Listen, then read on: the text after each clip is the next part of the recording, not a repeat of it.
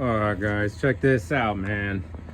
This is the gadget for the judge. Digital thermometer, installed fan, but I can now control my judge. What up everybody? Thanks for tuning in to Gobba Barbecue. I sit here in front of you today with some gadgets that I spoke of yesterday on my video that I did, updating where I've been and the barbecue changes and whatnot. So what the gadget is,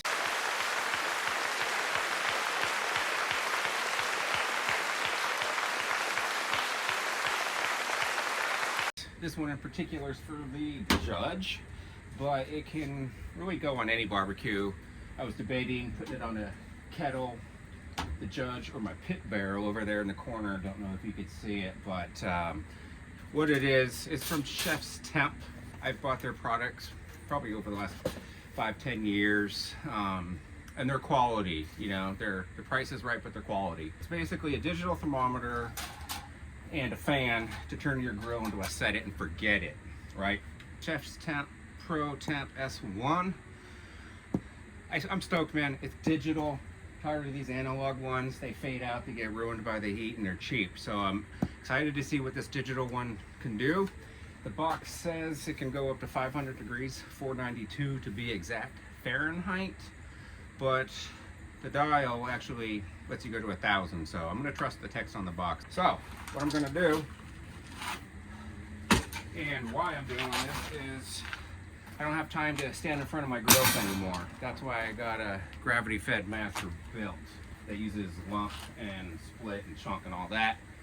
Same great flavor as this guy, and an offset and any others, with the set it and forget it convenience. Something the pellet grill can't do.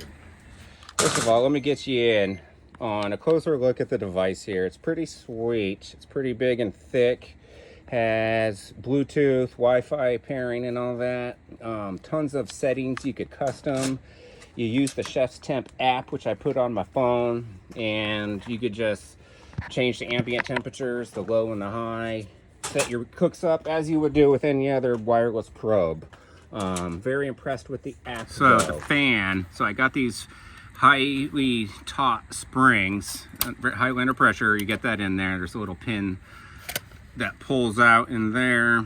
Pull the pin out, put the little spring lever on there, put the pin back in, tighten the nut, and you're good. This is the simplest setup, man, I've ever seen, and if it's portable and this works well, it's a game changer for sure. So let me come in here. I'm a lefty, so I gotta kind of do things backwards. So what I'm gonna try to do is get these 3 pins into one of these slots, and then it's going to be flush up on the outside of this grate. Might do it here or there.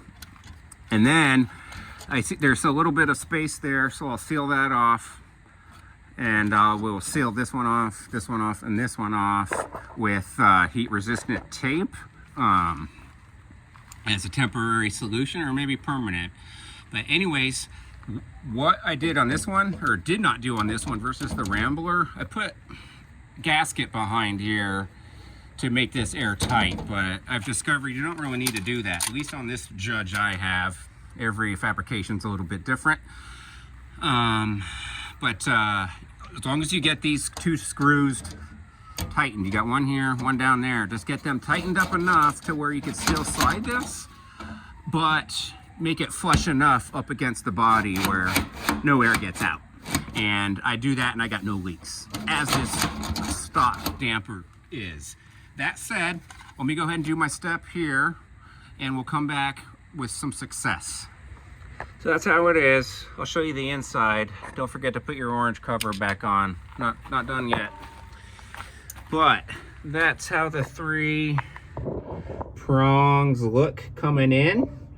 Now there's some slots on the metal grate that came with it, just because of the angle I'm doing and the width. This is pretty thick of the steel here and the damper, so it's kind of missing the lining these. But you can just fiddle with them, angle them as fit, and then you're gonna have a very good seal here.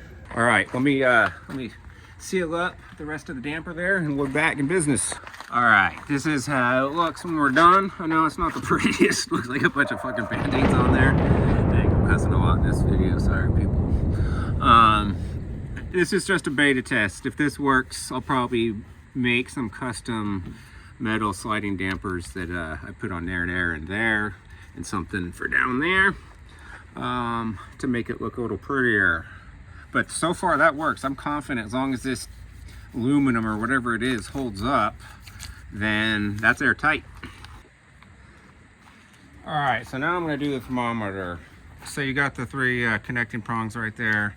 I'm sorry, 4. You got 4 on the back. You got a indentation there and a notch there. So you just put it in, push down and twist. Let me zoom out of here a little bit. And guys, my judge is freaking nasty. Don't judge me on that, pun intended. But I got rust.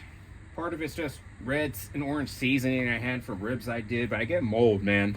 I live in Oregon, so it's very humid, and if I don't fire this thing up, even if it's covered, I covered all my grills all year round. I take them off for the videos and stuff, except I don't cover them in the summer because that's not good for your grills and your covers.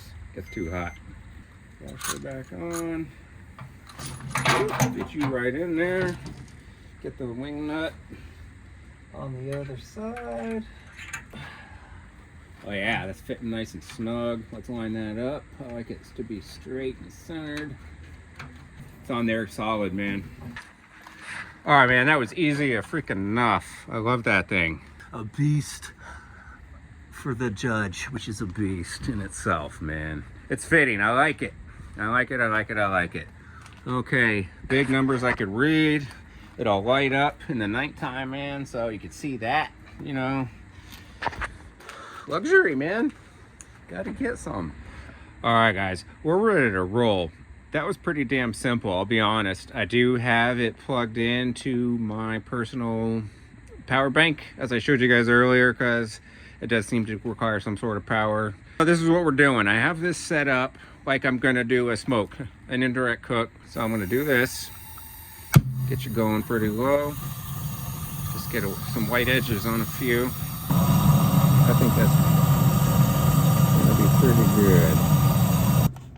There we go. Let's close this up, turn it on, and see how we do. Be right back.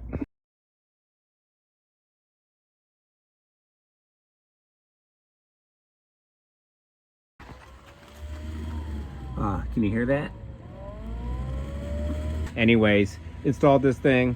Took like 10 minutes. Probably take a standard person 5 minutes. It's that easy. You got a fan right there with a damper on there. A couple settings. It does take power, so I'm just have it set up to my personal power bank via USB-C. Then you have a constant on setting, a pulsate setting, and a fully customizable digital thermometer, so you can control your ambient temps, your cook temps. All right, guys, so just the last update. So far, I'm digging this thing, man. It's up to 171 so far. Got that thing on. It's nice, man. I think I got me a set it and forget it right here. So guess what? Next video is going to be a first cook with this device, ChefsTemp ProTemp S1. Man, this thing alone, that thermometer alone, I'm just stoked on. I would get that all by itself. Anyways, guys, I got a code for this. They're having a kickoff campaign, 20% off. I'll have that code in the link in the description. Way to play is.